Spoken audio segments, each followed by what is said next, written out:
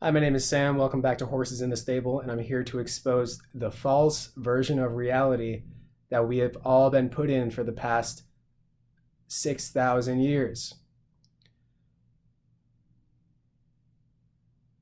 Now, more like the past 2,000 years, it's been a very highly controlled version of reality that the people who have sought the crazy people, the mad people who have sought to control humanity and are controlling humanity. Each nation itself is basically a plantation. Have brainwashed us and hypnotized us to be in a false psychotic delusion, which is so far off from what reality actually is, and we don't even know it. So here I'm here to just talk us out of it because humanity itself is in a very precarious situation, and any person talking about the truth and what's going on helps. So, what particularly is the problem, right? Well, the problem is our self-identity, what we think we are, the ideal, the idea of ourselves, right? What is that? What we think we are. We think we're some sort of personality. We think we're just this person, only this person. That is a false that is a false identity. You're living a fantasy. If you think that you're only this person, literally, this is the world that we've all been living in. This is the way we've all been living. Is literally thinking that we are only this person, and that we are nothing more. This is the way everybody thinks. Is that me? And how can I find triumph? How can I succeed over others who are not me? That's it. And so the whole of society is other people telling each other who they are. The whole of education is to tell you who you are through grading.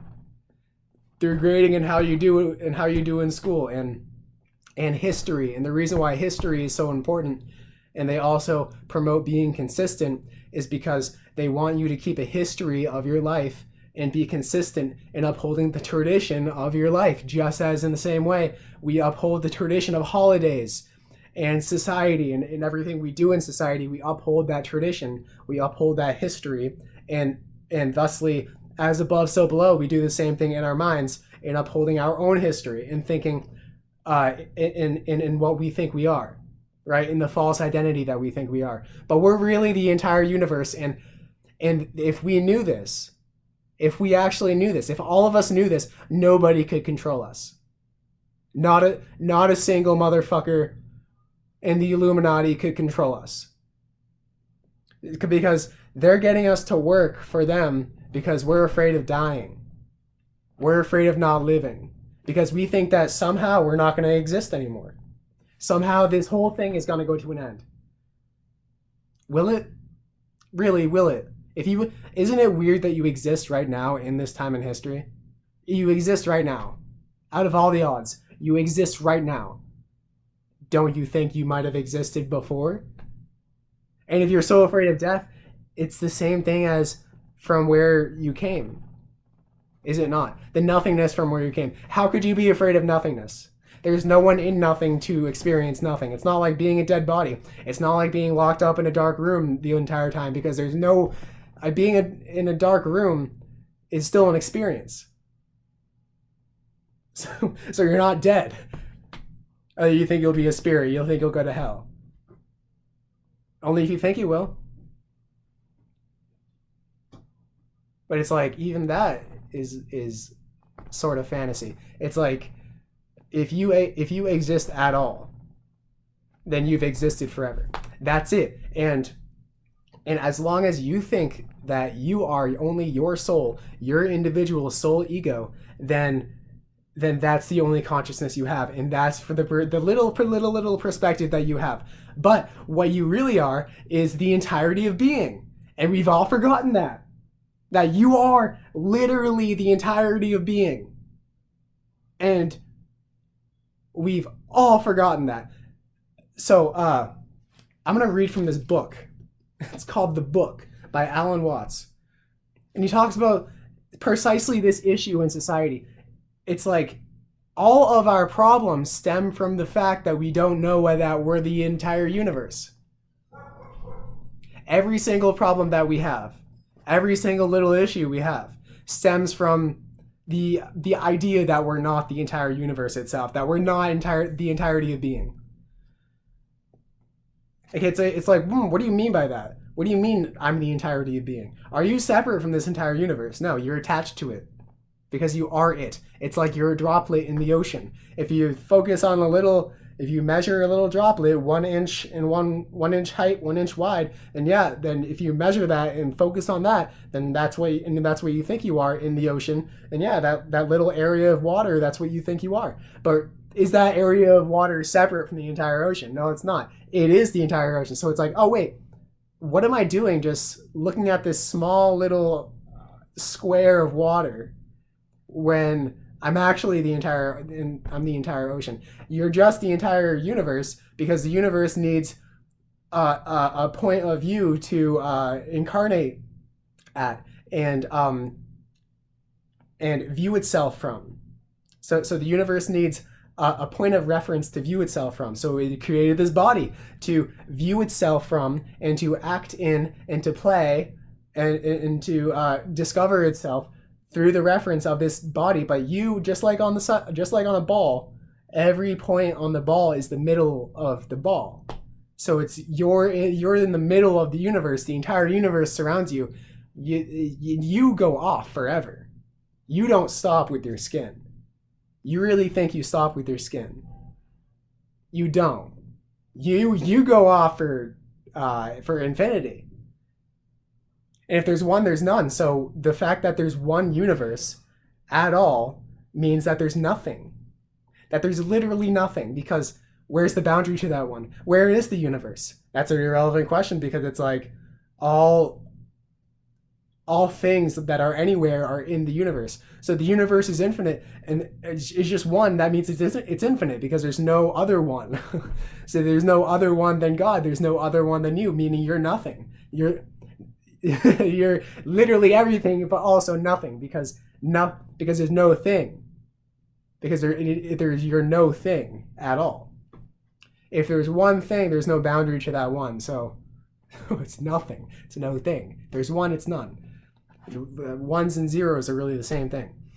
All right, so I'm going to read this book. It talks about the fact that you're the universe and that it's on the taboo against knowing who you are. All right, so where shall I start? Where shall I start?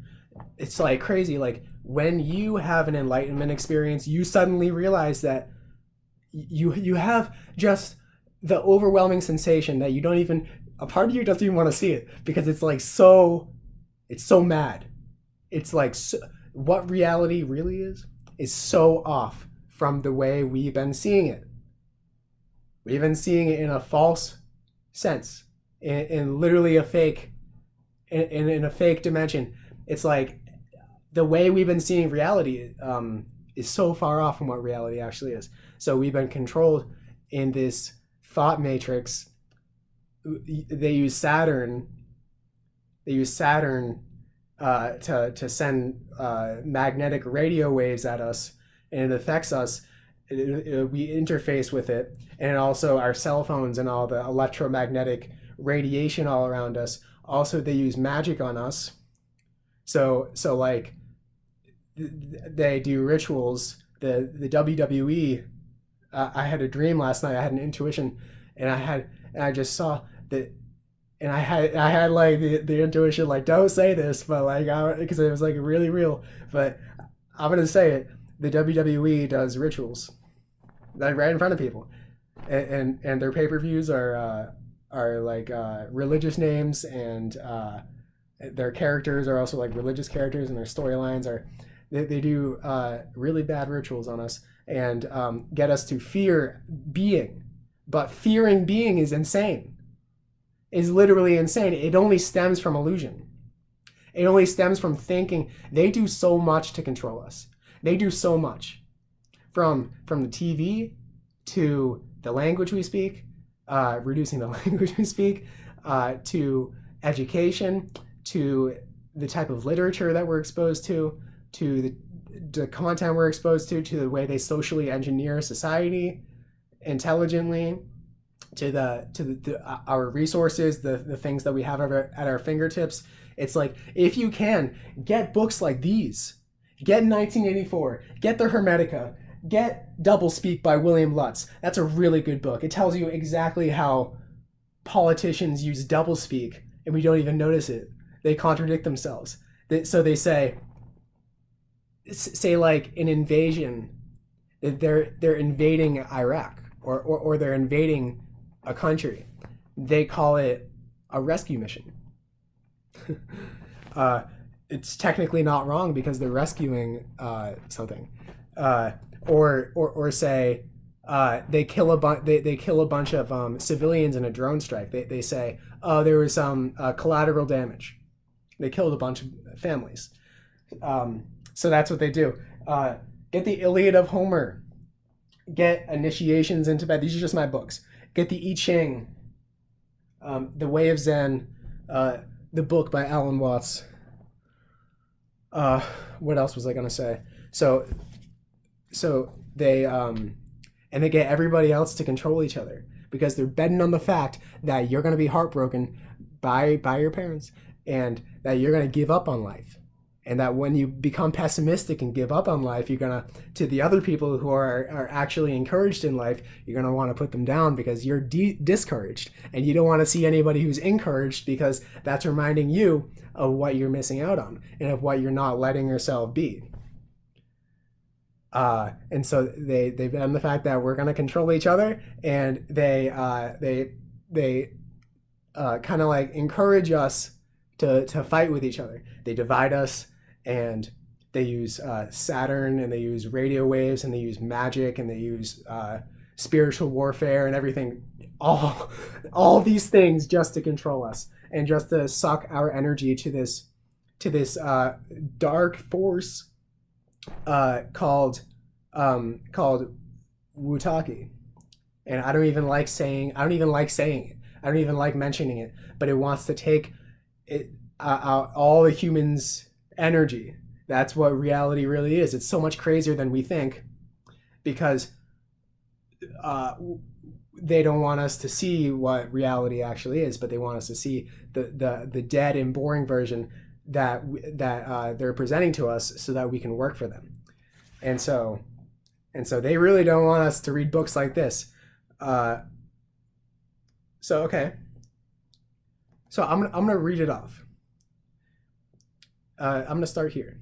Is there, then, some kind of lowdown on this astounding scheme of things? Something that never really gets out through the usual channels for the answer? The historic religions or philosophies? There is. It has been said again and again, but in such a fashion that we, today, in this particular civilization, do not hear it. We do not realize that it is utterly subversive, not so much in the political or moral sense as in that it turns out our ordinary view of things, our common sense.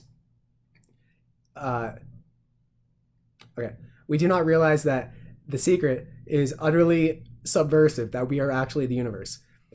Not so much in the political or moral sense as in that it turns our ordinary view of things, our common sense, inside out and upside down. So they have made our common sense look literally ridiculous.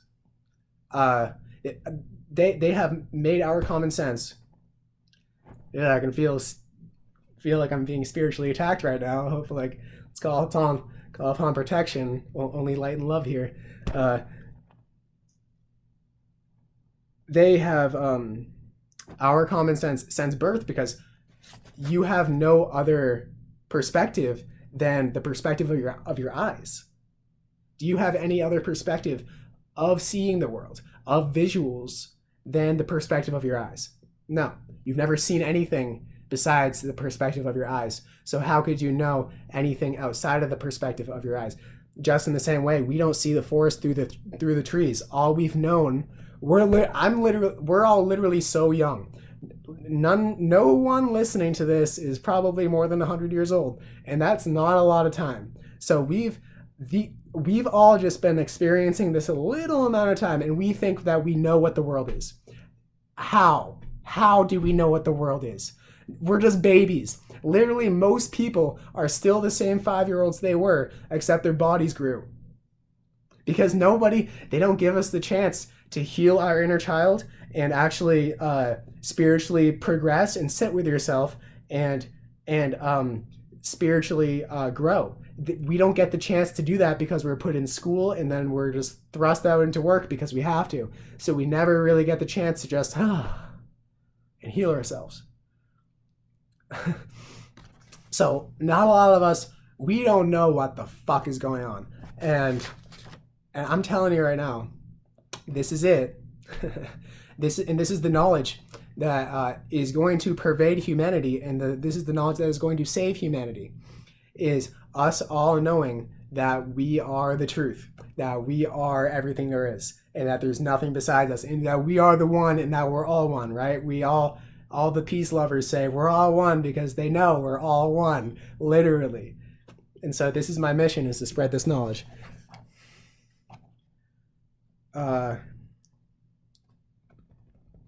And so, yeah, we know no other perspective than this society. So if you don't have another perspective, then there's no other perspective to know. And that all you know is this. So you think this is just the way it is. But if you haven't had a spiritual awakening, then you don't have the other perspective in order to know there is actually something more to life. And that, yeah, I can't put it into words, but it's there. And reality, as the news puts it, is not reality. It's a psychosis. It's a fake reality that they have put us in, using our free will. We consented to this. They can't make us do it. We do it. We agree to be in this false version of reality, in this 3D paradigm of thought matrix, with our free will, for no reason, just do it. But we're all being controlled, and we know it, but we don't know it in our conscious mind. So it may of course have political and moral consequences, but as yet we have no clear idea of what they may be. Hitherto, in this inner revolution of the mind, it has been confined to rather isolated individuals. It has never, to my knowledge, been widely characteristic of communities and societies. So that is to say, to his knowledge, there has never been communities or societies on Earth where everybody knows that they're the one. What if? That seems to be dangerous knowledge. If everybody knew that they were the one, if everybody knew that they were God, if everybody knew that they were God, that they were the entire universe itself. They're in this span of time where we're in ignorance, there has been individuals who know this knowledge, but not entire communities or societies that we know of. It has often been thought too dangerous for that. Hence the taboo to say you're God. Who are you to say you're God? I'm God.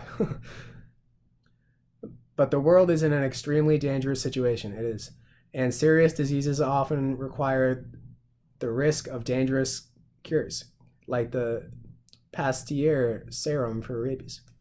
It is not that we might simply blow up the planet with nuclear bombs, strangle ourselves with overpopulation, destroy our natural resources through poor conservation, or ruin the soil and its products with improperly understood chemicals and pesticides.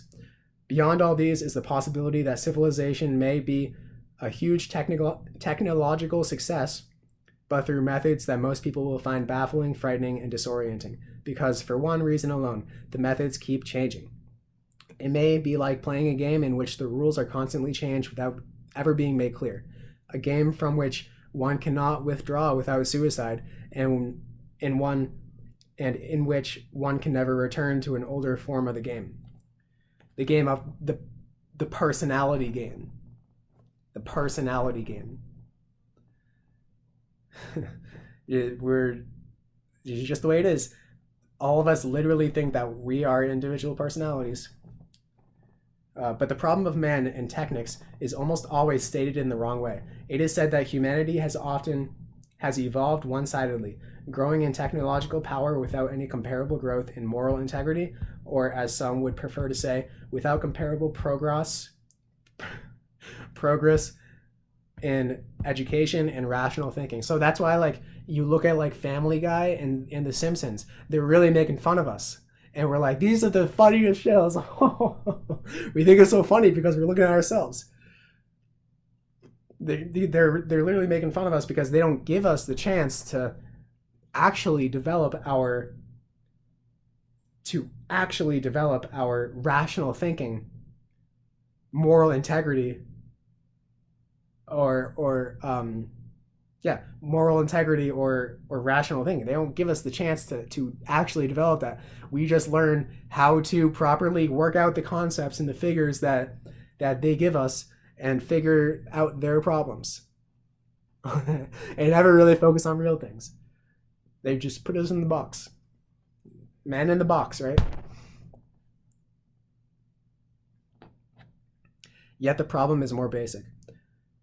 The root of the matter is in the way in which we feel and conceive ourselves as human beings. Our sensation of being alive, of individual existence and identity. We suffer from a hallucination, from a false and distorted sensation of our own existence as living organisms. I told you. Most of us have the sensation that I myself is a separate center of feeling and action, living inside and bounded by the physical body, a center which confronts an external world of people and things, making contact through the senses with a universe both alien and strange. It's like, if we didn't come from this universe and we're not of this universe, then where did we come from? We just came from nothing, and we're just here for a little bit and we're gone. It's like, fine, if you want to think that way, then like, that's comfortable for you. But it's not going to lead to any spiritual progress. And you know you're living, you know it's a lie. If you say, I'm just, when you're dead, and that's it. You know, when you say that statement, what you're actually saying is that I don't really like reality. Is that I don't really like existence. When you're dead, you're dead. You want to be dead. When you're dead, you want to be dead. That's what you're saying. That you don't want to be alive. Or when you put down reality as it's just nothing. Just get in line. You're basically saying that you want to commit suicide. That you don't want to be alive, and when you tell someone else that, you're really telling someone to commit suicide. When you're telling someone to put reality down and look at reality in a way which is fashioned to be unenthusiastic and realistic, as you would say, just plain facts. You're really discouraging someone, and you're really trying to get them to commit suicide because you want them to commit suicide. When you tell someone that reality itself is nothing but just mundane, and that they're nothing but just another worker, you're really trying to get someone to commit suicide. You know you're saying that, right? That's like the worst thing you could say to someone, is discourage them from actual reality, because you're telling them a lie. I mean, if they have the wherewithal and ability and the strength, if they're a strong enough vessel to see through that and to not let it happen, to not be convinced by their manipulation. Because I've been manipulated a whole number of times. One time, someone I thought was my friend sat me down and tried to convince me to stop thinking big and to think small and just get in line. To stop being different. He tried to convince me to stop being different, stop being unique, stop thinking the way I do, just think like everybody else. And I was like, oh, hell no. And I was like, that was the first indicator. But when you deal with a narcissist, it's like, if you're an empath, it's just you want to, like, they make you feel bad for them. So it's like your compassion meter turns on and you want to help them. But it's like they just want to see you die because they want to die. But if you ever tell someone, just get back in line and just be in society, you're telling them to be a slave. You're telling them literally to be a slave because you already are a slave. And you're just like, join us, join the dark side, is basically what you're saying. Are you pro-humanity? Are you pro-humanity? Then look at the way we're living. Do you think this is purposeful? Do you think the people, the really smart people that run this place, do you think that they know that this place is a shithole? That people aren't happy? We don't focus on the family dynamics. We don't focus on what really goes on in the family, the unhealthy stuff. We just focus on the superficial. Are we really that stupid? It's like we're not that stupid, but we just like breeze over the facts because we don't even want to face it. Because nobody does. Nobody faces the fact that a lot of us just want to die. Because if you live under an illusion, if you live under a lie, then like, if you're living a lie and you don't even know it's a lie, then of course you're going to be confused. And you can try to figure out your own psychology and it'll work.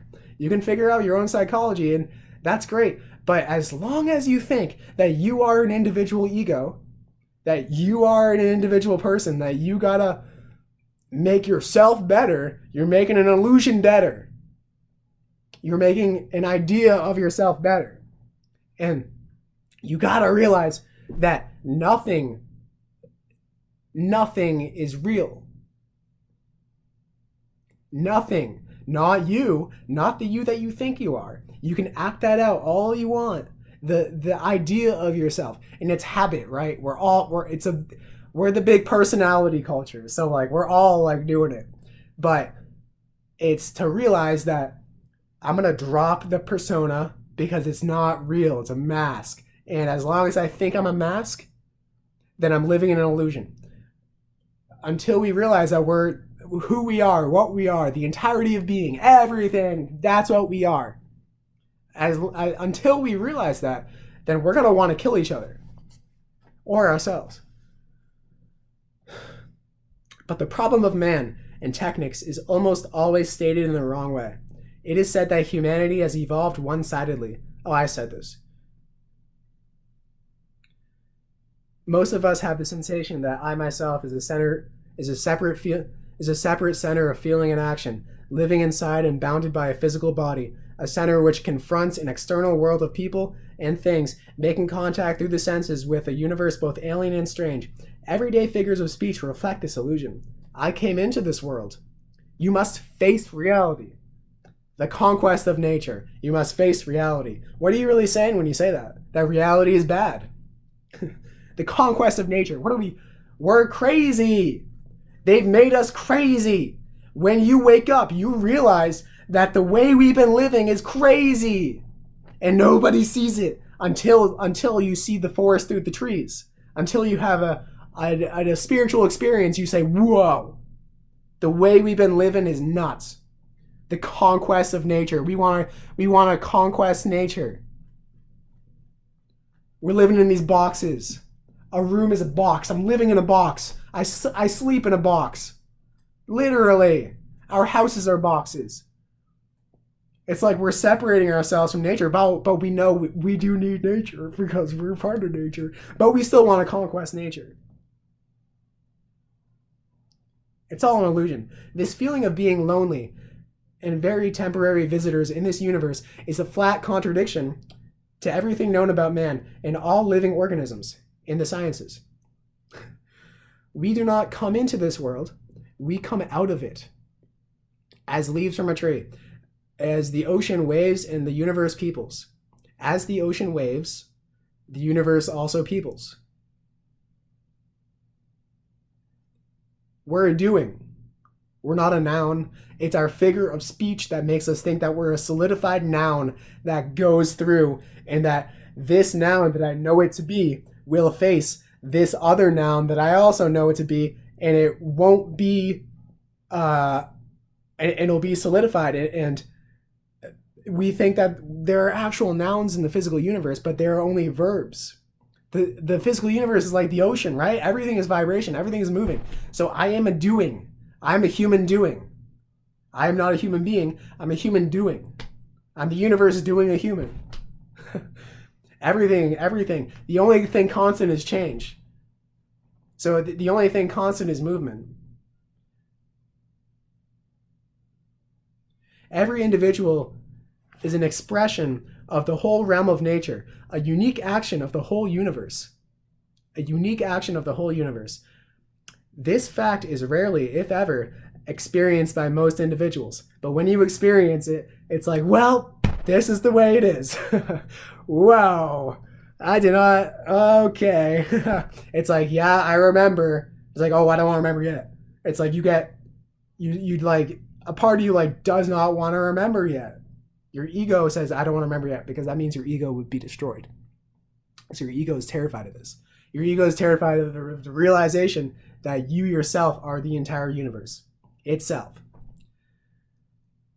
So it's like when you have the sensation, it's a sensation of like, this is the only experience going on. And that's not, don't be afraid of that, because it's true. It's a literal experience, because you realize that you're the one, that you're not a separate individual, but you have the experience of this is the only experience. This is the only experience of the entire universe. And it feels like terrifying, because it's like there's nothing to cling on to. And it feels like there's no one else, but there's everybody else. You are everybody else. It's like the loneliest experience is thinking that there are separate other people and that you're not the only consciousness. But when you have this enlightened experience, you realize that this is the one experience going on in the entire universe. And that's not a delusion, but it's a literal fact. It's like, I can represent it as like, just look at a ball. Like a ball, the ball can see through infinite points of view, but then the ball seeing through this one point of view, it's still the one ball experiencing this one point of view. So it's the only experience going on in the entire universe, because it's the entire universe experiencing. But the entire universe is experiencing through all these points of view, but you're still the one. There's only one, and the one has forgotten that it is the one. So there's all these different people thinking that they're different people, but it's really the one playing as these different people. But then the one has to wake up and realize that it is the one. That it is the one, that the only thing that exists. We are the only consciousness that exists, and there's only one consciousness. There can never be separate consciousnesses. So when you have it, it's like, this is it. This is it. This is it. And there is no problem about it. You might think there's a problem. That's only because that's your ego trying to hold on. But it's like the leap of faith. Or just like letting go. Nirvana. Realizing that you are the only being that exists. And it's simple. It's literally plain and simple that there's one consciousness. And that one consciousness is experiencing itself from infinite points of view. And that when you realize that you're that one consciousness, you're going to have the experience that this is the one experience going on ever. Because to you, this is the only experience I'm having. To me, this is the only experience going on. This is the beatific vision. This is the infinite. I am in infinity right now. I am in infinity right now. There's no other experience going on, because I am the entire universe. And this is the only experience of the entire universe. But I can't say that for you. It's like, it's very daunting. But it's simple. It's like you focus on yourself. You don't focus on other people, because that's an illusion. You focus on yourself because you are the self. And then you realize that you're the self. And then you can tell other people, hey, you're the self too. You're me. And then they realize too. And then it's like, but you're not lonely. It's not a lonely thing to be the only one. And so God is yourself. God is yourself that will help you get back to yourself and realize it. And so your life will go well. You stay with yourself. It's like yourself is the rest of it. And God is the self that knows it's the self. And you're the self that has, you're the aspect of the self that is forgotten. It's the self. But there's only one self.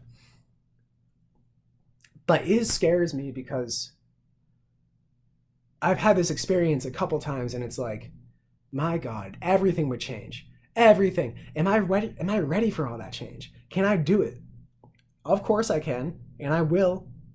I absolutely will. But it's like, there's no problem about it. There's no problem about it. But all my problems are going away. All problems stem from the idea that you're an individual self. But then once you realize that you're the one self, you can just intellectually say it. You can ease yourself into it. And then once you have the experience, it's easier for your mind to bear. So it's like just knowing I am the one experience. This is it. This is it. This is the one experience the universe is having right now. And you can like half know it. And then you can lead into it and fully know it. And then fully know it later on. So, but it's crazy. It's like you have it and it's like, this is, but it's cool. It's a really cool thing. And everybody is it. Everybody is the Christ. So we are waves in the infinite ocean, but we are the infinite ocean. And it's just about realizing that you're the infinite ocean. You've just forgotten. And when you forgot, you had trauma. And that's why you got to heal your inner child, because you forgot that you're literally the infinite self. And the separation, the forgetting is trauma in itself. And then getting back to it is so much better because it's like you're reuniting with your forever lover, which is you, yourself. You love yourself. That's not selfish. That's selfless. Because there is no self. It's nothing. Selfish is loving the idea of the self, the ego. But selfless is loving yourself. But yourself as the infinite universe. This fact is rarely, if ever, experienced by most individuals. Even though this is me, but I've had these. I don't want to say that's me because I pretty much know by now.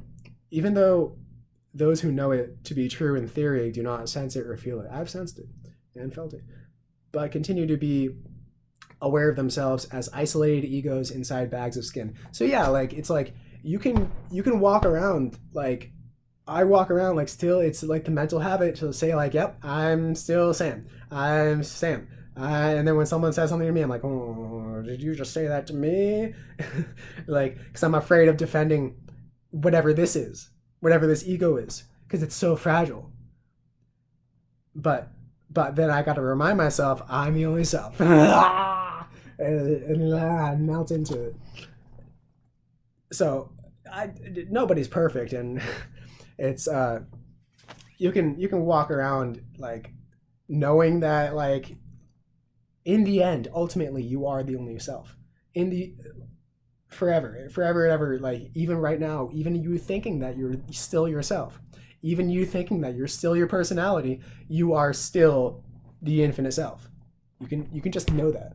And then when the time comes, you'll have the knowledge and you'll be able to accept it to be true. It won't be a surprise to you when it happens, because it's going to happen to everybody. And it's to which we're all returning is realizing that it's all been me. It's all been me. Forever and ever. And that's the ultimate truth. If you're looking for the truth. The first result of this illusion is that our attitude towards the world outside of us is largely hostile. You know, the world outside of you is in your brain. All you're experiencing is your brain right now. You're not experiencing the outside world. You're literally experiencing your own head. I'm experiencing my own brain. This is my brain. And the computer screen, they use the computer screens. It makes it seem so... There's something with the computer screen. It's like a black mirror. It's like something with like a black mirror. It makes it seem like it's so out there.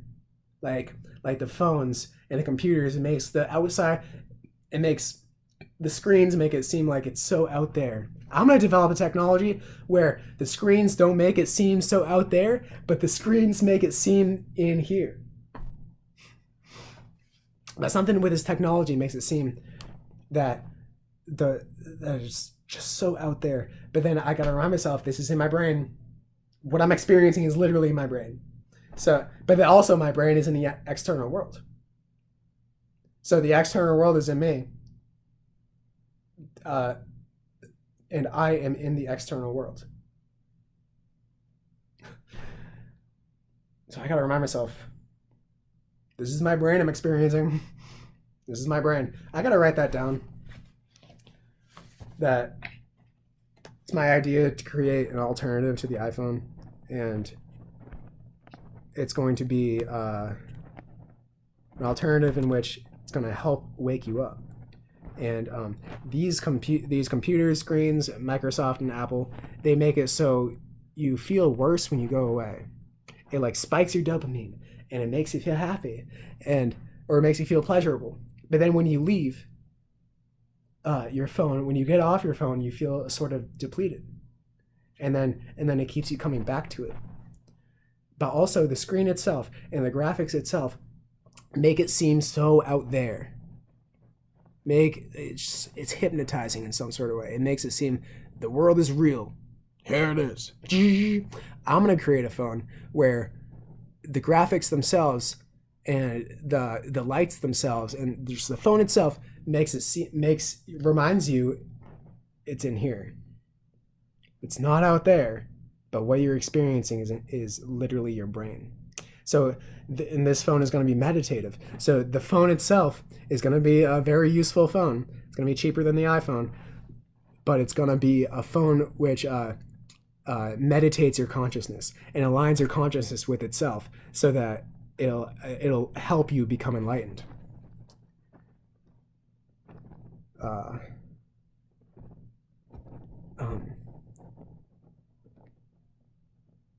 writing a book too, by the way, on this information.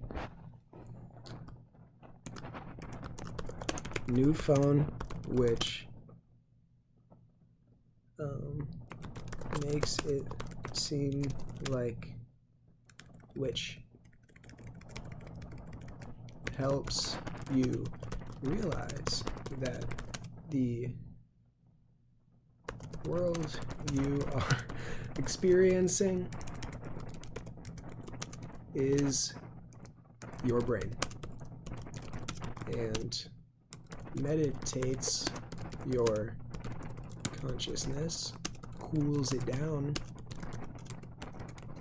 so as to align your consciousness with itself. Enlightenment.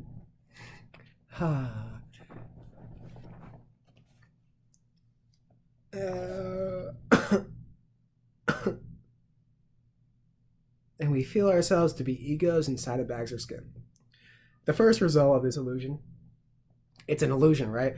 The only reason why you feel like this world is something scary, and that this world is that there's something you should watch out for, is because of illusion. If there's being at all, then it's good. What we should be living, the truth is goodness and wonder and pleasure, and that's all. That's all, just goodness and adventure and wonder and pleasure. That's the truth. But the false, if you're living in an illusion, you're gonna feel fear, and you're gonna feel badly about the world you live in. But the truth in itself, in reality, is wonder and adventure and play and majesty, right? The government also watches you on your computers. So typically I would like to put, I don't even know, they like to watch us on our cameras, so I like to put a little sticker there, but I haven't been doing that as of late, so maybe I should. Although I've been making these videos, so they're probably well aware of me. The first result of this illusion is that our attitude to the world outside is largely hostile. We are forever conquering nature, space, mountains, deserts, bacteria, and insects instead of learning to cooperate with them in a harmonious order. Duh. Oh, I gotta crack my knees. Oh. My leg is literally numb. My leg is literally... It's gonna come back. Ah.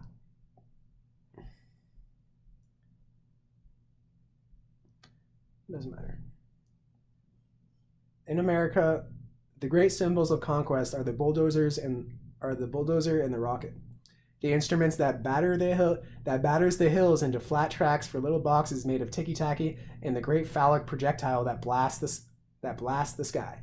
Nonetheless, we have fine architects who know how to fit houses into hills without ruining our landscape, and astronomers who know that the Earth is already way out in space, and that our first need for exploring other worlds is sensitive electronic instruments, which, like our eyes, will bring the most distant objects into our own brains, and our own brains is all we experience. Isn't that a crazy fact? They do teach you that in school, but they're like, yep, everything, yep. So the human body, you receive vibrational signals in light, and you translate that in your brain, and you also receive auditory vibrations, and that goes in your ears, and you sense the world through touch and smell and taste. And that's it. It's like, what does that mean? It means that's how the human body works. So all I'm seeing is my brain. No, silly. All you're seeing the external world. No, teacher. I'm seeing my brain. Technically, yes. That's all I'm seeing is literally my brain. And that's why you create it, because all you're experiencing is your own creation. So like that's why like things that make you insecure happen, because when you feel insecure, that's why things that make you feel more insecure happen, because just you are the external world. And that's why when you feel good, more things that make you feel good happen, because you are the external world. It's your creation in your brain. It's all in your brain. And you gotta take responsibility. I gotta take responsibility for that. Just create my own reality. Create it like I want it. And make it, fashion it in the way that I want it. It's like an art piece. Like I want to create like art with my life. The hostile attitude of conquering nature ignores the basic interdependence of all things and events. That the world beyond the skin is actually an extension of our own bodies. The world beyond the skin is actually an extension of our own bodies. So if you destroy the world around you, you're really destroying your own body. Like and will end in destroying the very environment from which we emerge and upon which our whole life depends. The second result of feeling that we are separate minds in an alien and mostly stupid universe is that we have no common sense, no way of making sense of the world upon which we are agreed in common. Ever thought about that? And also, what we project on the world, what we project to life is a double-edged sword. So what you project to someone else, you also project to yourself. So if you project to the world that it's an alien and mostly stupid, unintelligent universe, then you project that onto yourself, that you are alien to yourself and that you are mostly stupid. If you project that onto the universe. But if you realize that the universe is actually very intelligent, and it's like, just wait until this era in humanity is over, and then they're going to realize, if you know that the universe itself is very intelligent, then you project that to yourself. Mostly stupid universe is that, yeah. So we have no common sense. We have no common sense together. We have no common sense. No way, because they socially engineer society, so they can socially engineer people in our minds. Only if we operate through our minds. So they can separate different races and different types of people within the race. So that creates different types of thought, and they design these people through the media and the type of schools that they're exposed to. So different type of people come out of different type of schools and different types of areas, which develop different types of structures of thought, and so everybody has a different opinion because they fashion it that way. because they can. They can socially engineer an entire society just by what they feed you, just by what they expose you to, and the type of environment that you're in, the type of neighborhood you're in. Even they design different people so that I'll have a different opinion than you just by nature.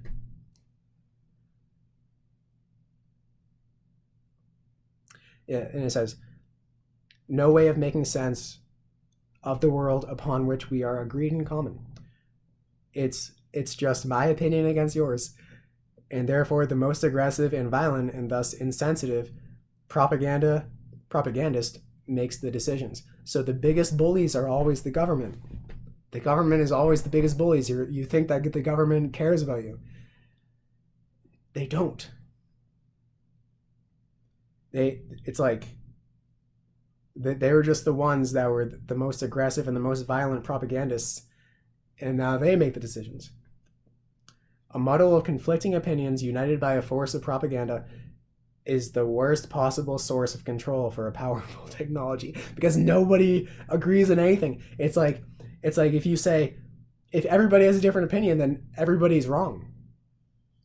Then there must be one person that is right. If everybody has a different opinion, then who's right? Who's correct? You're basically denouncing every opinion if everybody has a different opinion. The opinions don't even matter. Why even share your opinion if everybody has a different opinion? It's like, what are the facts? What are the facts?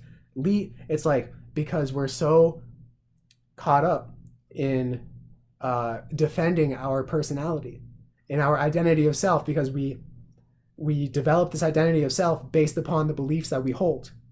And so if those beliefs are challenged, then your whole world is crumbling. Your whole world is challenged, because you think that you are an identity. You think that you are an individual ego person, but you're not. You're the entire universe. So it's like you're living through an illusion, and you're trying to defend that illusion because you don't even know it's an illusion, but you kind of do, but you don't want to admit it to yourself because you don't want to give away the secret. And I understand why. It might seem then that our need for some genius to invent a new religion, a philosophy for life, a view of the world that is plausible and generally acceptable for the late 20th century, and through which every individual can feel that the world as a whole and his own life in particular have meaning. This, as history has shown repeatedly, is not enough. Religions are divisive and quarrelsome. They are a form of one-upmanship because they depend on separating the saved from the damned, the true believers from the heretics, the in-group from the out-group. Even religious liberals play the game of, we're more tolerant than you. Furthermore, as systems of doctrine, symbolism, and behavior, religions harden into institutions that must command loyalty and be defended and be kept pure. And because all belief is fervent hope, and thus a cover-up for doubt and uncertainty, religions must make converts. The more people who agree with us, the less nagging insecurity about our position. In the end, one is committed to being a Christian or a Buddhist.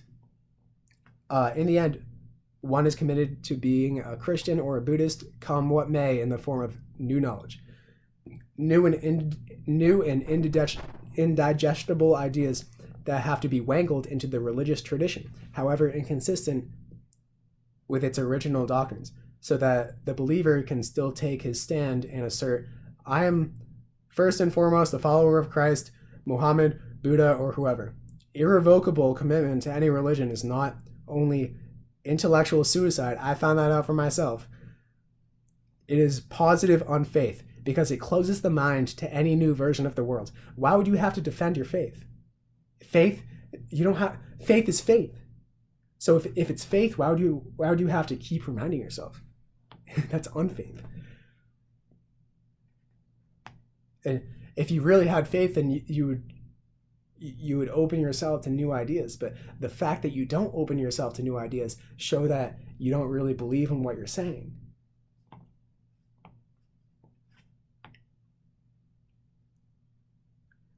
Faith is, above all, openness, an act of trust in the unknown. That's what we should all have. An ardent Jehovah's Witness once tried to convince me that If there were a God of love, he would certainly provide mankind with a reliable and infallible textbook for the guidance of conduct.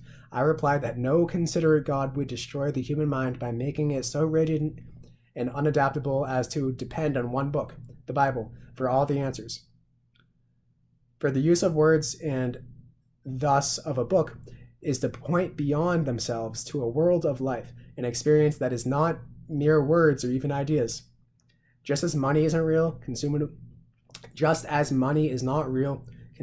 wealth, books are not life. To idolize scriptures is like eating paper currency. I read this book because it codes my mind. It codes my mind to be righteous, to be upright and righteous. And it's like reading it like makes me feel good. And God, there's just a little nagging insecurity, like God better be careful with what you say. Because God, that's his book, right? You better be careful. It's like there's just that fear, but like that fear of God is not real, because the God that I think is God isn't real, but God is me. God is me, the rest of me. Look at me around. Therefore, the book that I would like to slip to my children would itself be slippery. It would slip them into a new domain, not of ideas alone, but of experience and feeling. It would be a temporary medicine, not a diet, a point of departure, not a perpetual point of reference. They would read it and be done with it. For if it were well and clearly written, they would not have to go back to it again and again for hidden meanings or for clarification of obscure doctrines. We do not need a new religion or a new Bible. We need a new experience, a new feeling of what it is to be I. That's exactly the lowdown, which is, of course, the secret and profound view on life, is that our normal sensation of self is a hoax, or at best, a temporary role that we are playing, or we have been conned into playing. With our own tacit consent, because every hypnotized person is basically willing to be hypnotized. We all give consent to be hypnotized early on.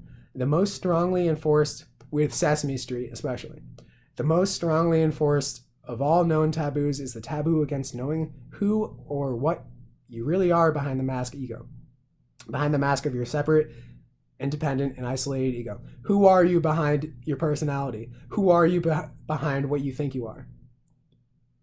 Why do you have to uphold who you think you are? Why do you have to defend that? Why do you have to keep remembering, oh, I did this, so that's why I'm good. See? So I'm still good, right? I'm still good, God. Oh, God.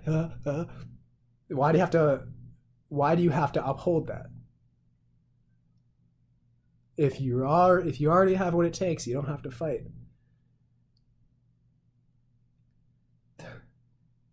It's like, I'm not thinking of Freud's barbarous id or unconscious as the actual reality behind the facade of personality.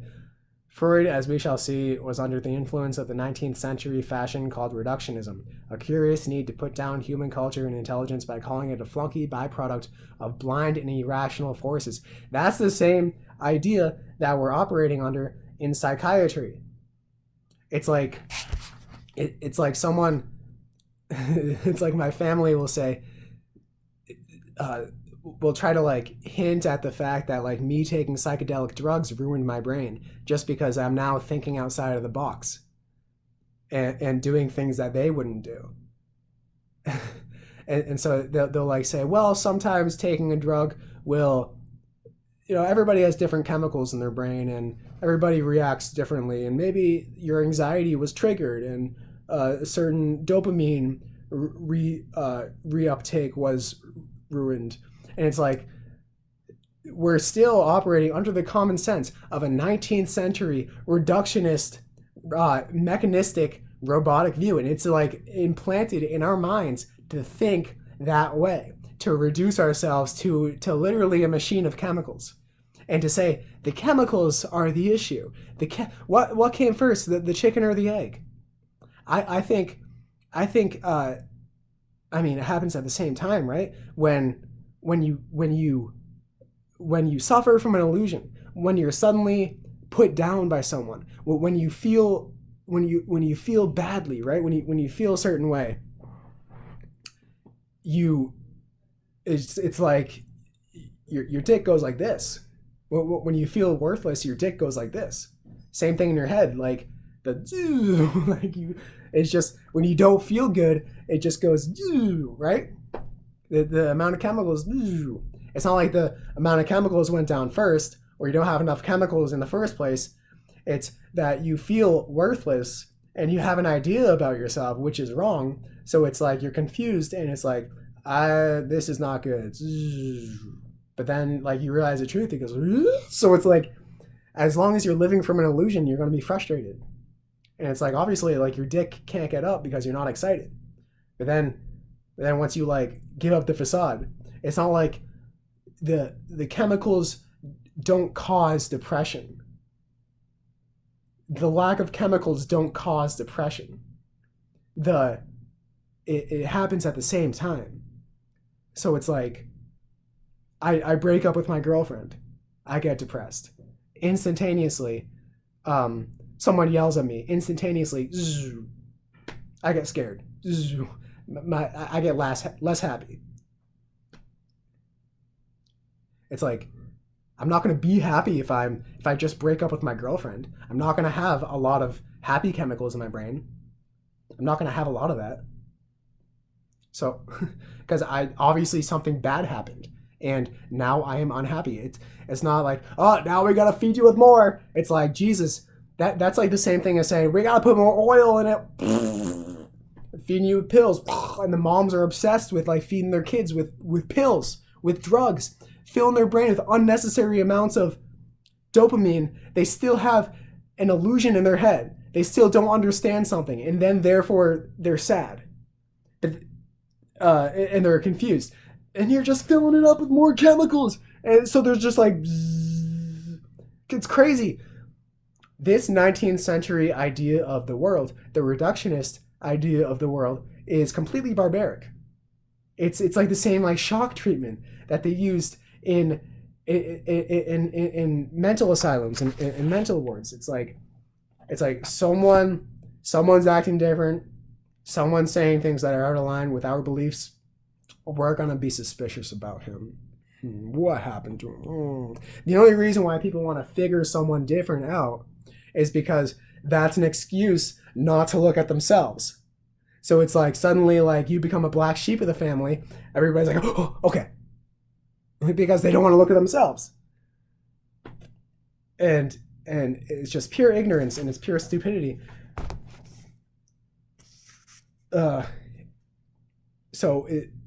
We're still operating under this mechanical idea of the world, that cause, effect, simple, bad.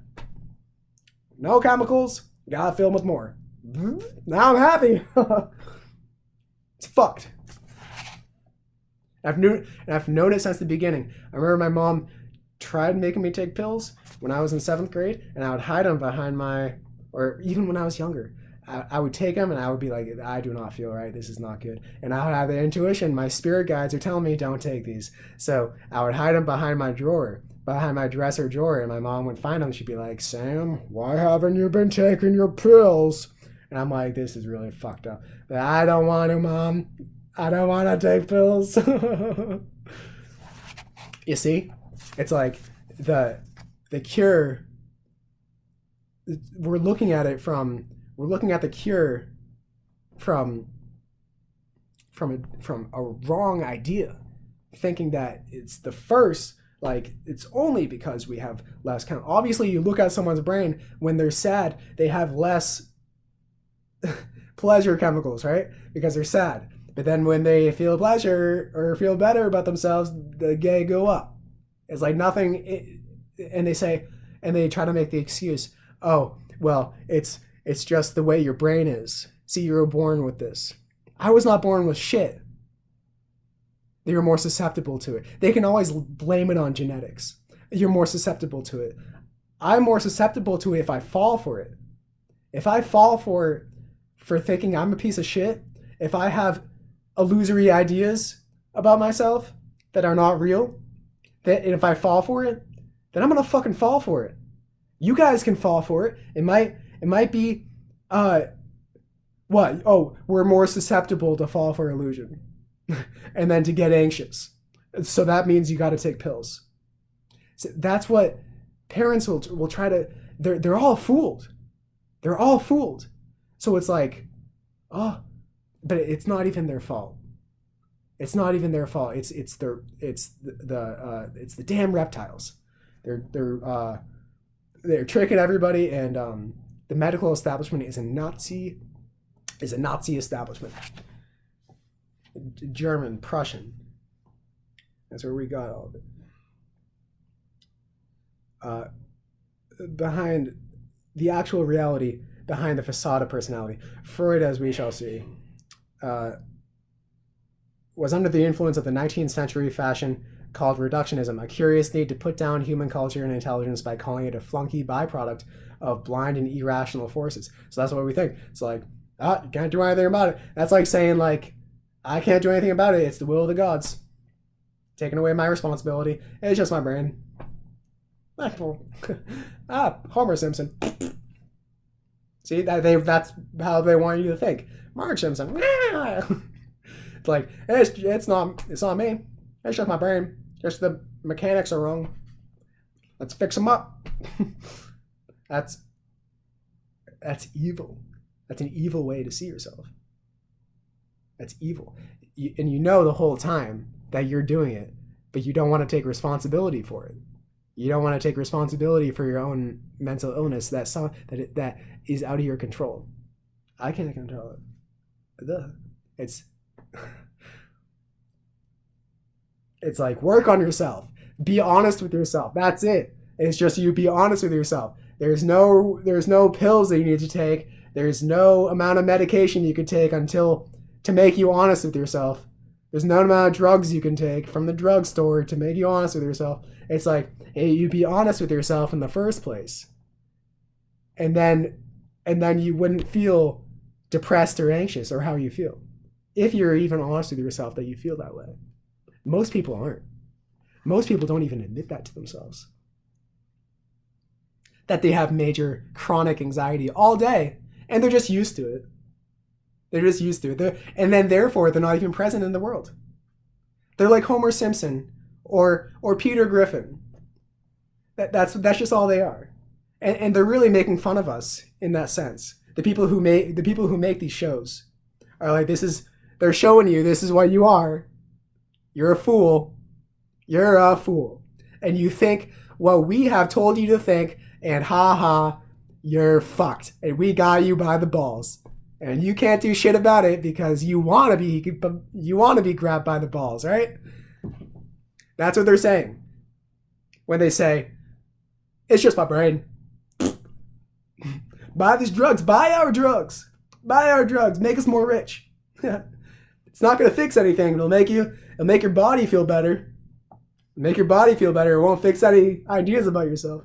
But it all comes down to the identity. It all comes down to the idea that we are a separate individual sense of self. That we are a separate ego. But that's pure illusion. And it should be obvious. It's plainly simple, but they've made us all so crazy that the plain, simple facts are not apparent to us because we're never present for them. And so these 19th century reductionists that we all believe worked very hard then to prove that grapes can grow on thorn bushes, that we can exist in a universe that is unintelligent, that intelligent beings, that intelligent life forms can exist in a universe that doesn't have an intelligence for itself. They tried very hard to convince us of that, to control us. As is so often the way, what we have suppressed and overlooked is something startlingly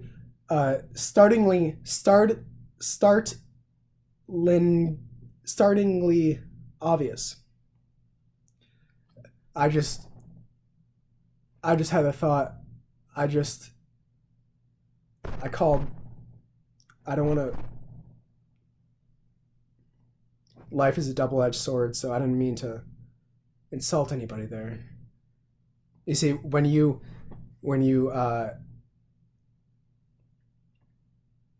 never mind. Let's get back to it. The difficulty is that it is so obvious and basic that one can hardly find the words for it.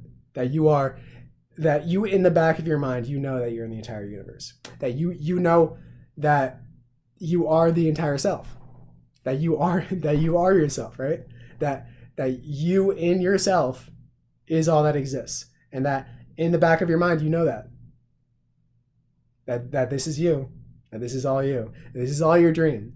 And that the Germans call it a Hinkegedanke, an apprehension lying tacitly in the back of our minds, which we cannot easily admit even to ourselves. That we are, that this life is us, that we created this life, and that when we die, it's literally just us. It's just me. The sensation of I, as a lonely and isolated center of being, is so powerful and commonsensical. That's our common sense, that we are a lonely ego. That's the tacitly underlying implicit idea that we ourselves are an ego. That's all we are, and that's the tacit agreement. That's the underlying agreement for all the countries in the world, that we ourselves are an ego, that we ourselves are an individual personality, and that we're nothing else, and that the universe out there might kill us, so we gotta protect ourselves against it, against the tiger.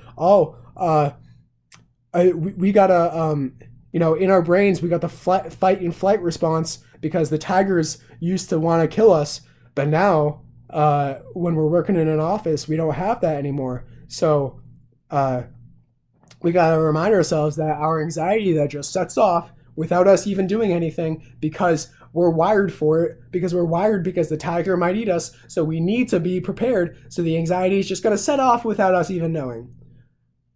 In our office, we got to remind ourselves there's nothing to fear. There's nothing at all. But if you don't do the anxiety, how could you control it? If it just happens to you, if it's just a switch in your brain that happens. It's all, I've always known this, that it's been, that kind of attitude is a way of avoiding responsibility for yourself. We're all still children. No matter what kind of job you have, not a lot of people are real adults. No matter what kind of job you have, no matter how much money you have, most of us are still the 5-year-olds that we used to be, that we were hurt, and we never spiritually progressed, and we never healed our inner child. So we are still our inner child. We are still the toddler that we used to be, that was yelled at and had trauma beyond the ability for our nervous system to handle. So if we have a certain amount of trauma, I don't know how much trauma it is, if you can measure it, how much energy, if you got yelled at hard enough and your body, your nervous system literally can't handle it, and that's trauma. And if you don't go back and face that trauma, it's so hard, right? It's so hard facing your trauma. If you don't go back and face that trauma, then you stay a child, and you stay at the state that you were. So most people cannot face their trauma and don't even think about facing their trauma, and so they would very gladly say that it is only my brain that is doing it to me, and it is not me. But it's actually you resisting the trauma coming up. The reason why you're not present ever is because you're resisting the trauma from coming up. You're like, oh no, it's just my brain.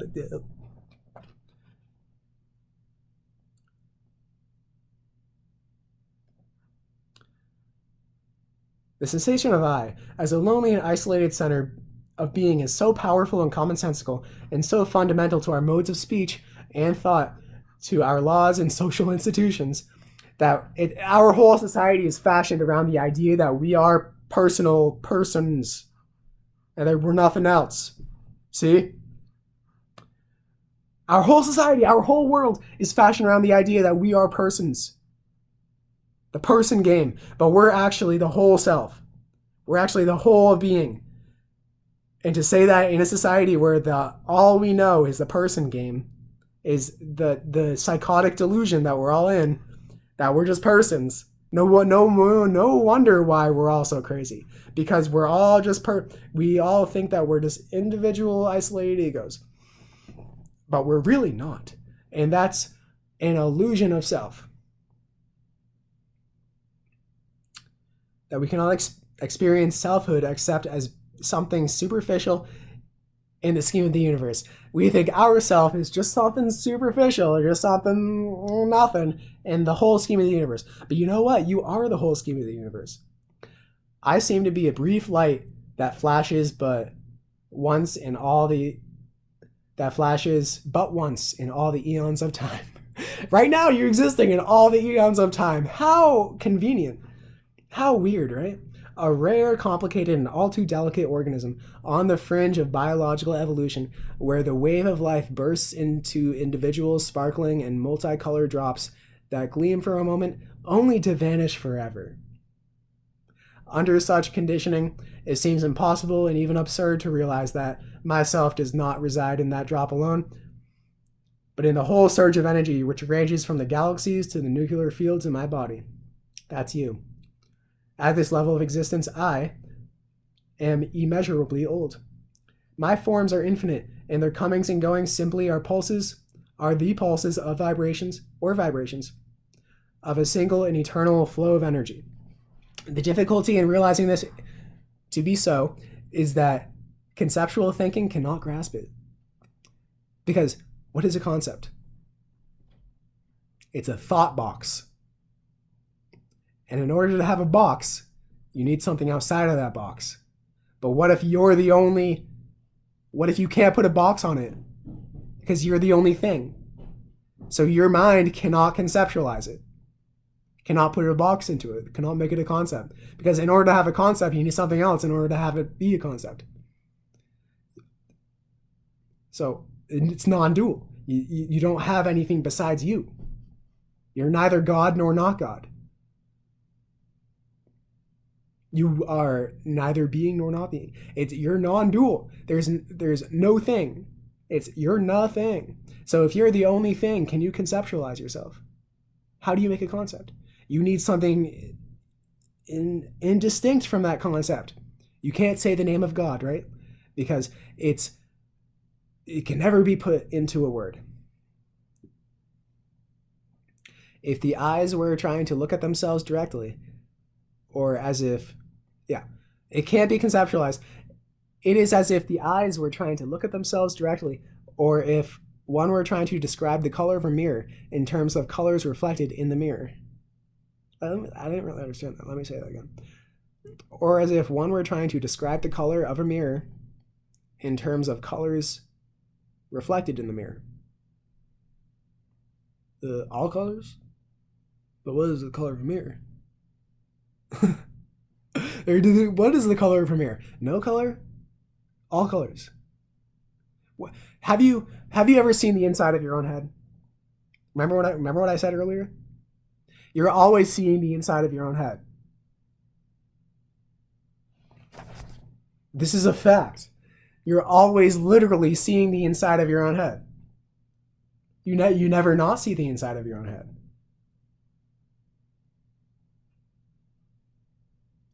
And then what is the color of a mirror? So it's everything. But how could you define everything? How could you define what is everything but also no thing? Just as sight is more than all things seen, the foundation or ground of existence and our awareness cannot be understood in terms of things that are known. The page is the underlying thing to the book, but you can't know the page in terms of the words on the page.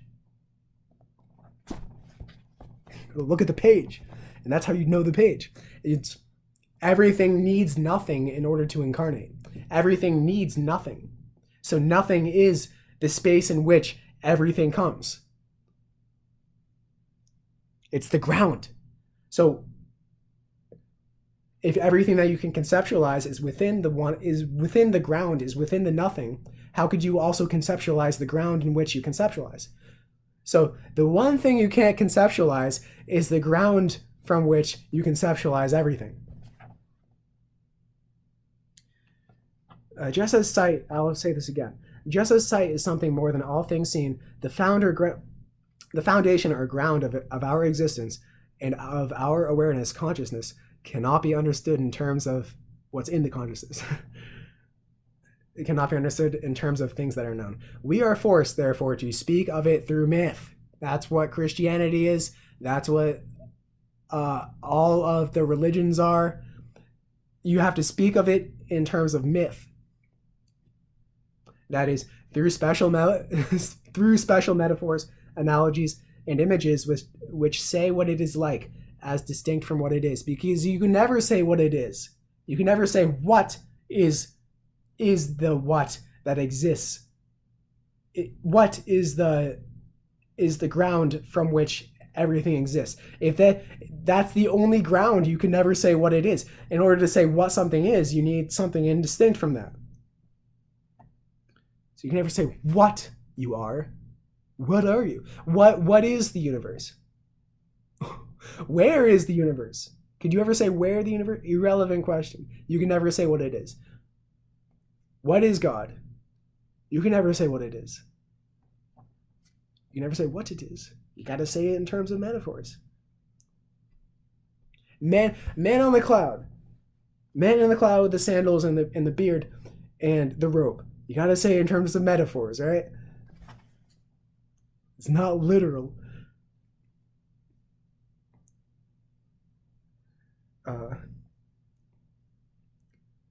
That is, metaphors, analogies, and images which say what it is like as distinct from what it is.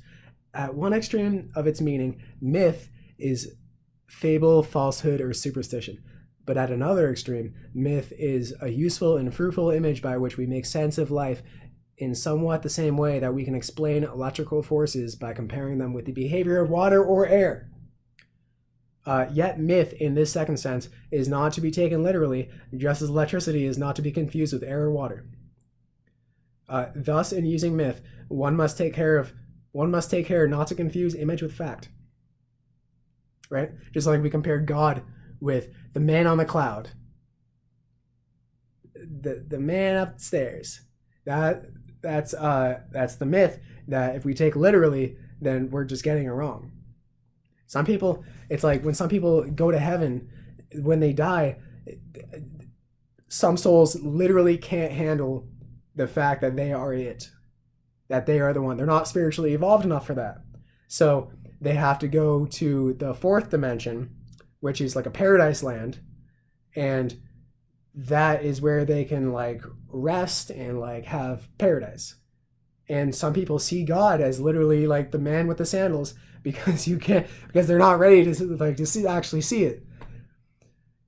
And so heaven shouldn't really exist. Heaven, the fourth dimension is heaven. It's like we're in the third dimension, and the third dimension is being projected down. It's in the image of heaven. Heaven is much better than this, but it's the third dimension is like a shadow of what heaven really is. And so heaven really shouldn't exist. That's just where the souls that can't handle the fact that they are the entirety of being go to like rest and then rejuvenate to then return to reincarnation and keep learning until they're ready to really realize it. Yet myth, in the second sense, is not to be taken literally, just as electricity is not to be confused with air or water. Thus, in using myth, one must take care not to confuse image with fact, which would be like climbing up the signpost instead of following the road. Myth, then, is the form in which I try to answer when children ask me those fundamental metaphysical questions which come so readily to their minds. Where does the world come from? Where does it come from? Where does God make the world? Why does God make the world? Where was I before I was born? Where do people go when they die? Again and again, I have found that they seem to be satisfied with a simple and very ancient story, which goes something like this. I like this. There was never a time when the world began, because it goes round and round like a circle. There is no place on the circle where it begins, because where's the beginning of a circle? Just look at my watch, which tells the time. It goes round, and so the world repeats itself again and again. But just as the hour hand of the watch goes up to 12 and down to 6, so too there is day and night, waking and sleeping, living and dying, summer and winter. You can't have any one of these without the other, because you wouldn't be able to know what black is unless you have seen it side by side with white, or white side by side with black. In the same way, there are times when the world is and times when the world isn't. For if the world went on and on without rest forever and ever, it would get horribly tired of itself. It comes and it goes. Now you see it, now you don't. So because it doesn't get tired of itself, it always comes back again after it disappears. It's like your breath. It goes in and out, and if you try to hold it in all the time, you feel terrible.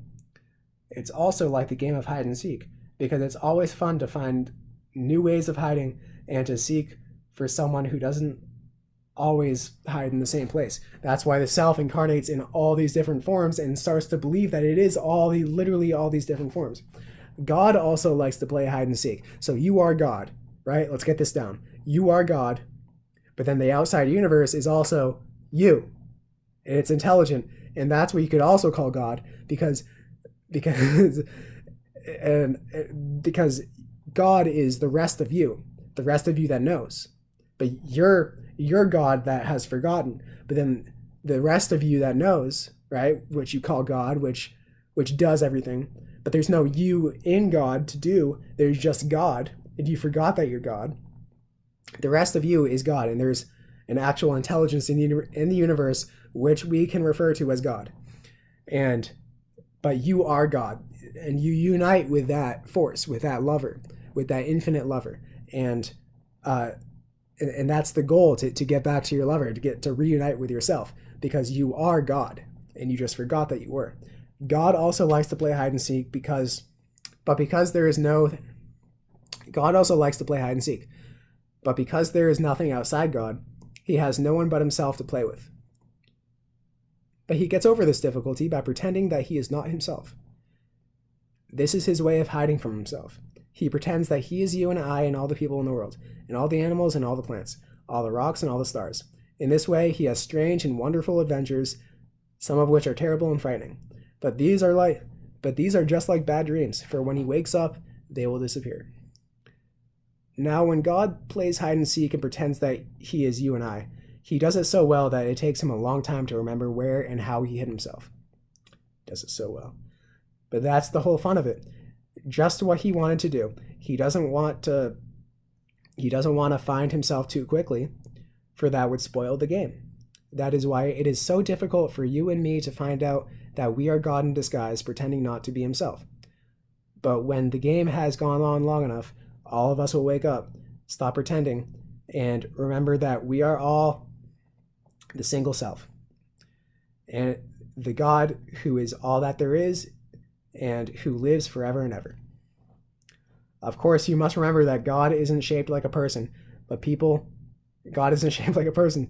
People have skins, and there is always something outside of our skins. If there weren't, we wouldn't know the difference between what is inside and what is outside of our bodies. But God has no skin, and there is no shape because there isn't any outside of him. With a sufficiently intelligent child, I illustrate this with a Mobius strip, a ring of paper tape twisted in such a way that it has only one side and one edge. The inside and the outside of God are the same. Just like, oh my God, just like the external world is in your head, the external world is in your brain, but also your brain is in the external world. So it's like, you really think about this. The external world is in my head. Of course it is. All I'm experiencing is my brain. But then my brain itself is in the external world. So it's like, see, it's like a Mobius strip. The external world, the outside and the inside are the same. And although I have been talking about God as he and not she, God isn't a man or a woman. I didn't say it because we usually say it for things that are not alive. God is the self of the world, but you can't see God for the same reason that without a mirror, you can't see your own eyes. Because you are God! And you certainly can't bite your own teeth or look inside your head. Your self is that cleverly hidden because God is hiding. You may ask why God sometimes hides in the form of horrible people or pretends to be people who suffer great disease and pain. Remember, first, that he isn't really doing this to anyone but himself. Remember, too, that in almost all the stories you enjoy, there have to be bad people as well as good people. For the thrill of the tale is to find out how the good people will get the better of the bad. It's in the same way as when we play cards. At the beginning of the game, we shuffle them all into a mess, which, like the bad things in the world, the point of the game is to put the mess into good order. And the one who does it the best is the winner. Then we shuffle cards once more and play again. And so it goes with the world.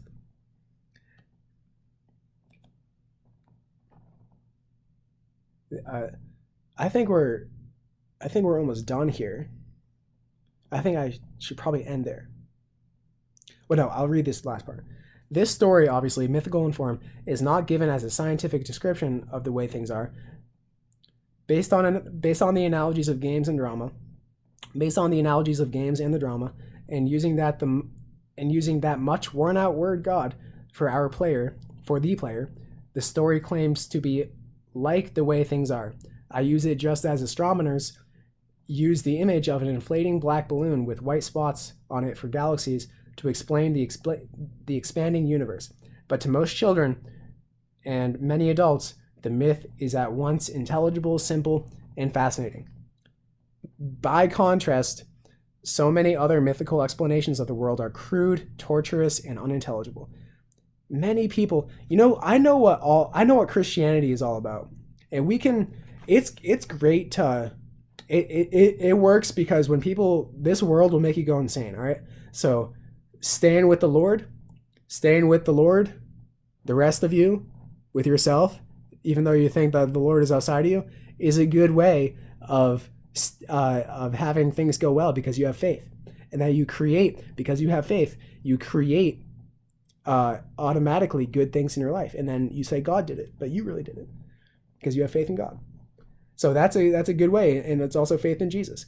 Jesus was a man who came down, and his mission was to figure out that he's God. And so he did it, and he went all the way, and he started telling everybody. And he was crucified for it because he's the most dangerous man in the world.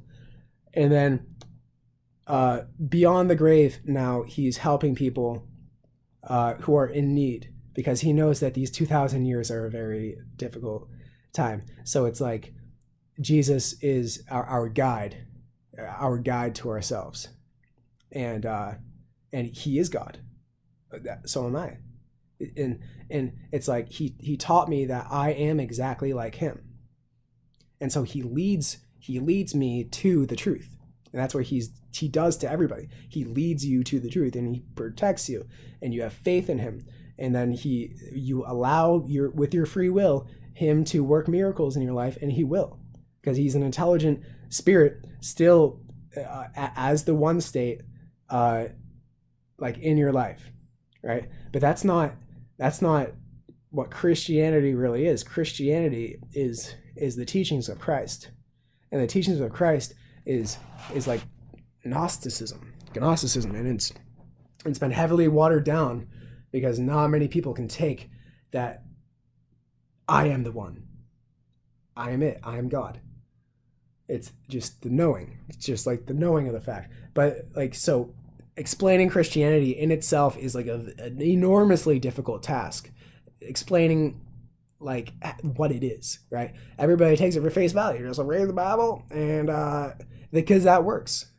That works. You have faith in God, and God is real. But except you think that God is something outside of you, and that you're just a little me. But that's not the case. God is the rest of you. You are the same as God. There's no other than God. So you stay with God, and that, but like, the way we practice Christianity isn't the full Christianity. If we think that, oh, it's just me, it's a good way of staying humble. It's a really good way of staying humble, and you can do it. And there's nothing wrong with it. Nothing wrong with it at all, but it's not the full Christianity. The full Christianity is knowing that you are the self, you are actually one with God. That's what the Bible even teaches, but people think that they're just a little me that can't do anything. And I gotta let God do everything for me. And it's like, when you let God do everything for you, you're really having faith in yourself. And you're really creating your life all the time by yourself. You're just thinking that God's doing it, but God actually doesn't do anything for you. You do it for you because you are God. So God does do it for you, but God does it for himself.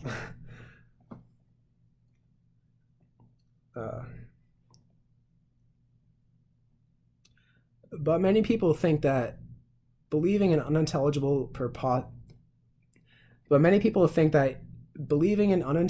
propositions and symbols of their religions is the test of true faith. I believe, said Tertullian of Christianity. Because I believe, said Tertullian of Christianity, because it is absurd. I believe because it is absurd. That's the test of faith. What is the most absurd you can believe in? That was my challenge with Jesus. Jesus is my God. What does that mean? The man Jesus is my God?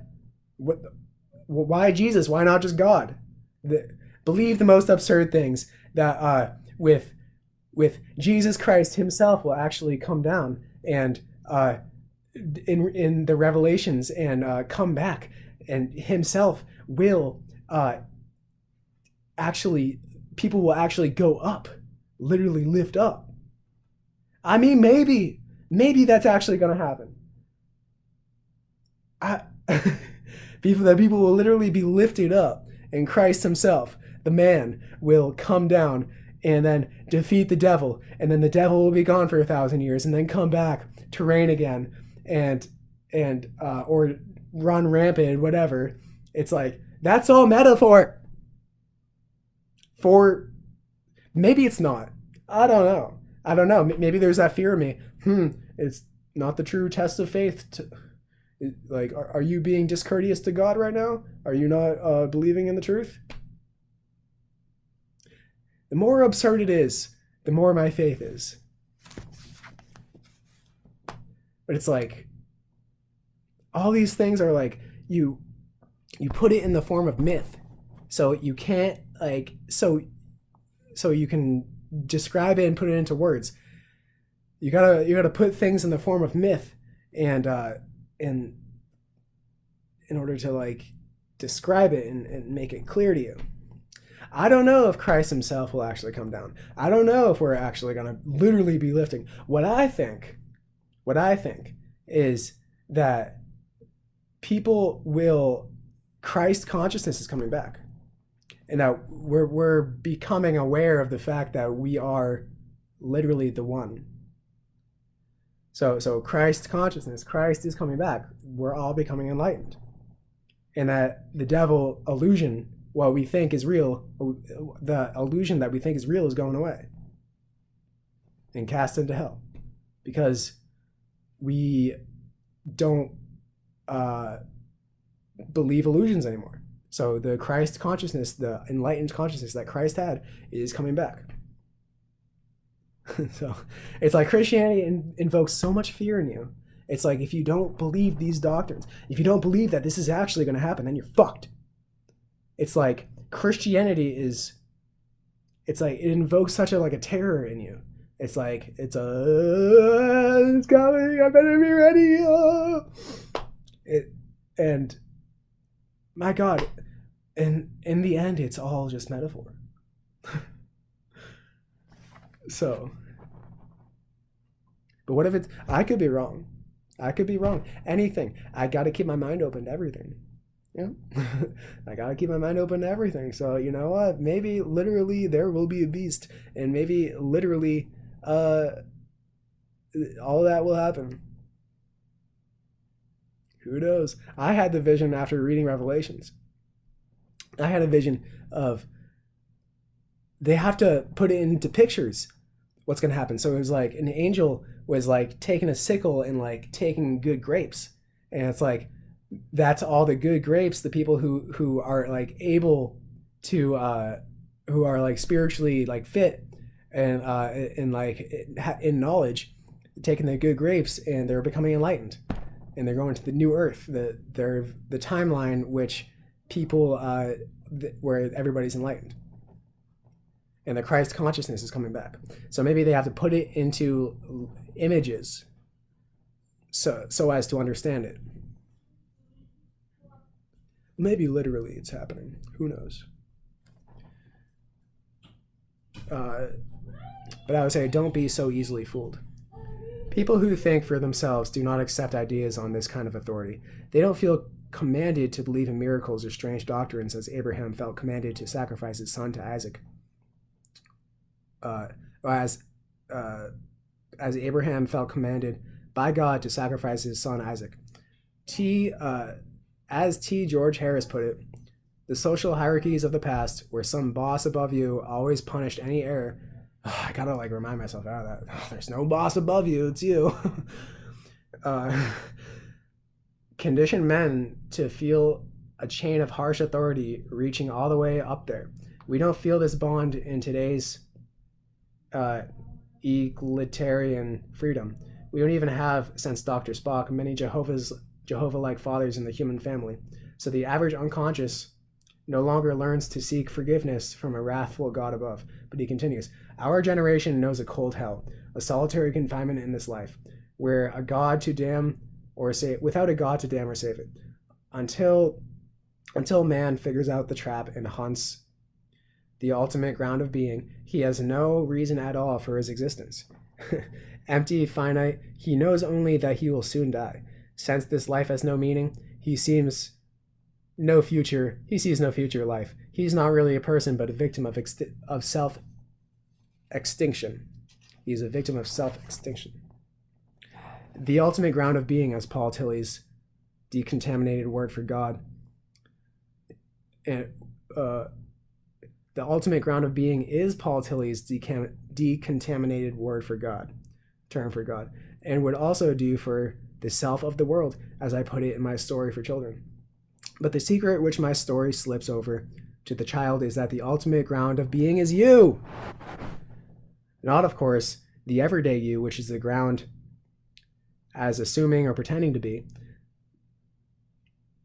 Not, of course, the everyday you, which the ground of being is assuming or pretending to be, but that the innermost self, which escapes inspection because it's always the inspector, but that inmost self, which escapes inspection because it's always the inspector. How could you know yourself? How could you inspect yourself? You're the inspector. How could you inspect yourself? Is there how could you know you could never know yourself in the same way you could never see your own face. In that same way, you can never see your own face, you can never know yourself. The Godhead could never be an object of its own knowledge. So you think you know yourself, you're fooling yourself. Not, of course, the everyday you, which is the ground. This, then, is the taboo of all taboos. You are it. So I think I'm going to end it there. It's just like the fact, like, things go wrong not because God punishes you, but because you're literally, like, going against the way things are. So, like, everything comes back to you. So life is a double-edged sword. Whatever you put out comes back to you. So like if you lie, it's like you're twisting the fabric of reality. Eventually it's going to snap back on you. So it's like, that's not God punishing you. That's just you being stupid.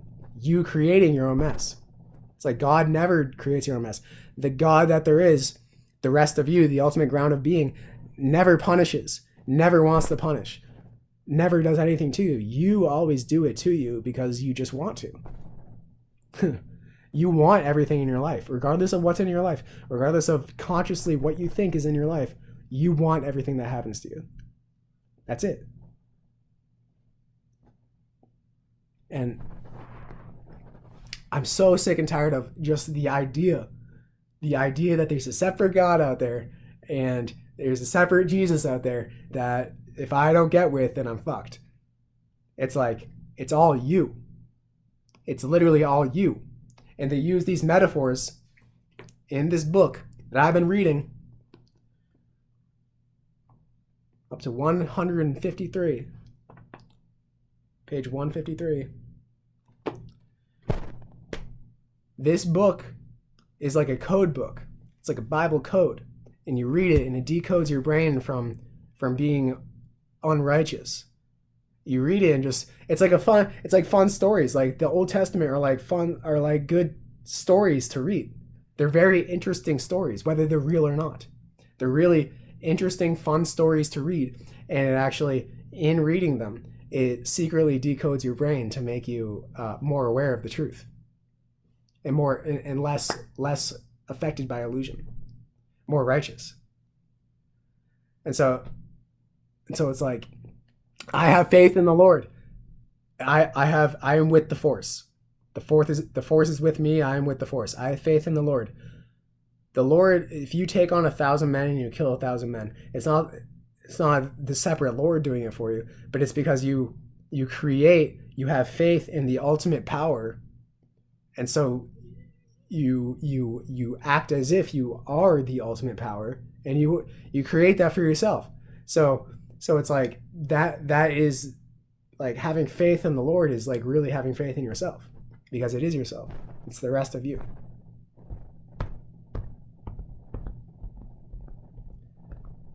You are the Lord. You are the Lord. It's like, what is he saying? Because the Christian church made it so dire. Oh, imagine being a full-time Christian. Ooh, that's just that's another aspect of the self. Another way the self is doing it. The self is doing it in a very drastic way this time. This time around, he's really doing it. The self, really scaring himself out of his wits. This time around.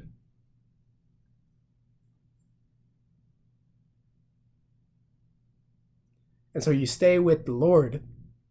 It is very important.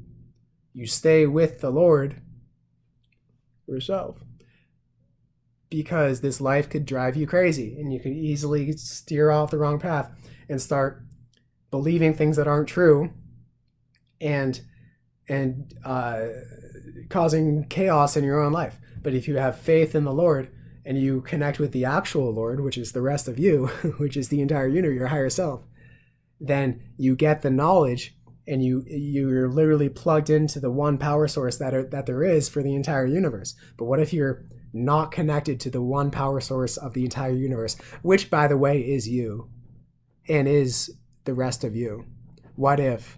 Then you're nothing. Then you literally have no power. Then you're useless. Evil means useless. Good means useful. It's good. It's useful. I am good. I am useful. I am only useful if I am connected to the one source that there is. And so it's like but like the idea that there's any way that you couldn't be connected to the source is an illusion itself too. There's no way that you couldn't be connected to the one source that there is, to the one power source, to the God, because everything is it, and you are it. So there's no way, if you think that you're disconnected from it, you're not, because you're in it still. You still are God. No matter where you are, what kind of environment you are, you're still in God. So it's like the idea that you could ever be aside from God is probably what sends people away from God, is the idea that you could possibly not. And that would be damnation. Right? Not connected to the one power source. That the idea that you could never, it's like fear is real, but all things that we fear are not real. Like, should not be feared. So like the I Ching says it like it is heaven. Heaven is like me, like what's behind my eyes, and then my unconscious, because everything in your life is actually your unconscious. Everything in your life is your unconscious. It's your unconscious being projected, and your conscious mind is really just observing it. But the more you merge your unconscious and my unconscious like this, it's like it's soon going to be like this. And then my conscious mind, my unconscious mind will be all one. And when it's one, it's not schismed. It's fully one. So when your mind is schismed, your unconscious is still projecting your life. Your conscious is just watching it and acting in it, but you don't really realize that this is your unconscious being projected onto your life, and all these bad things that might happen in your life, or these things that are affecting you mentally, are really manifestations of your unconscious that you need to face. So like I am in this environment because this is what my unconscious still needs to get over. My parents' house. It still needs to get over the hump of being a child. It needs to get over the hump of my parents and of this whole house and of my old life. And then when the Lamb of God is sacrificing the old life for the new life. So it's like what I'm doing right now is like sacrificing. It takes a process. Sacrificing my old life for a new and better life, and for a new and more beautiful life. So like what that requires is that you got to face every single thought that comes to your head. And if it bothers you, then like just like let it go. Practice just letting it go. Because like some thoughts you're never going to figure out, because you're trying to figure it out on the basis of an illusion, the basis of yourself actually existing, of your personality. Does your personality exist? Is your personality you? Is what you think you are? Like, think of yourself right now. Does that exist? Are you that? What? It doesn't exist because it's a thought. It's a thought of yourself. So it's like you in yourself don't exist. So if you have thoughts about yourself, negative thoughts about yourself, and you try to figure them out, then you're just trying to figure out thoughts on the basis of an illusion, something that doesn't exist. Your personality doesn't exist in reality. What you are is the neutral, infinite universe. Your body does not end where your skin ends. Yeah, so God is not to be feared. Well, is to be feared. It's like if you like start doing bad things, then that's just your karma is gonna like flip back on you. If you're not connected to God, then you're just like living hopelessly. So God is not something outside of you. I guess that's it. God is not something outside of you. God is the rest of you. God is really you. And you can connect with God on a personal, very intimate basis, because God is the most intimate thing with you. And let's stop using the word God. Let's say the ground of being, the self, the higher self. Let's say the higher self. I like using the word the higher self. The higher self is the most intimate thing with you. So you're never separated from it. And the idea that you are will just spin you in circles. It's just an illusion. But you always are. So it's like always just like, it's like knowing like I am the entire of being, and I am what is. And that's me. God is me. Not the me that I think I am, but the me, the I. Because you can define yourself as a wave in the ocean.